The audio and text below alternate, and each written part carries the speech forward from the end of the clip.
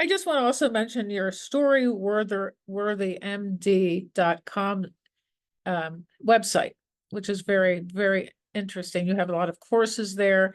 You teach people not only how to present stories for business, but for life, basically.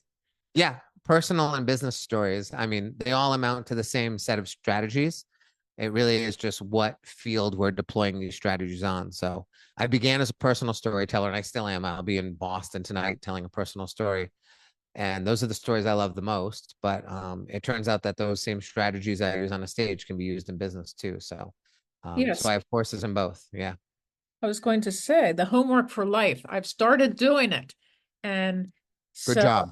3 or 4 days into it. And then I just heard you say, I just heard you say on a podcast that you recommend doing the homework for life not only before you go to bed at night, which is how you originally had offered to do that exercise, but you do it through the day. And as time, the point is that the homework for life, it gives us stories.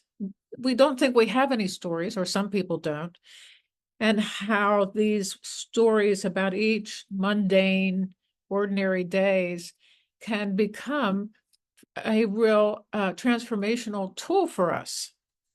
Yeah, I think our days are filled with stories. I was actually speaking to someone a little while ago on another podcast who told me he has a hard time with homework for life because his job involves sitting at a desk all day. And I said, it's terrible that you have to work 24 hours a day. And he said, no, I don't work 24 hours a day. I only work like 7 hours a day. I said, oh, so okay. So you have probably 10 hours a day when you're not asleep and you're not at your desk and you're doing something. So don't tell me that you can't find moments from your life that are worth remembering because you sit at a desk all day.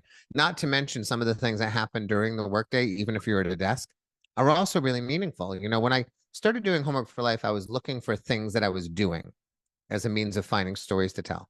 Now I don't hold myself to that standard. I simply say, did something happen today that's never happened before? Or did someone say something to me that I found interesting? Or did I see something that I don't want to forget? You know, so a lot of times it's just a stray thought that goes through my mind. You know, Right. I was cleaning up my kid's art desk the other day and I saw that the brown crayon never gets used. And I thought to myself, is the brown crayon never used because brown is the color of poop? Now, I don't know if that's actually true, but that thought entered my mind and it became a moment of my homework for life because I had never thought of that before.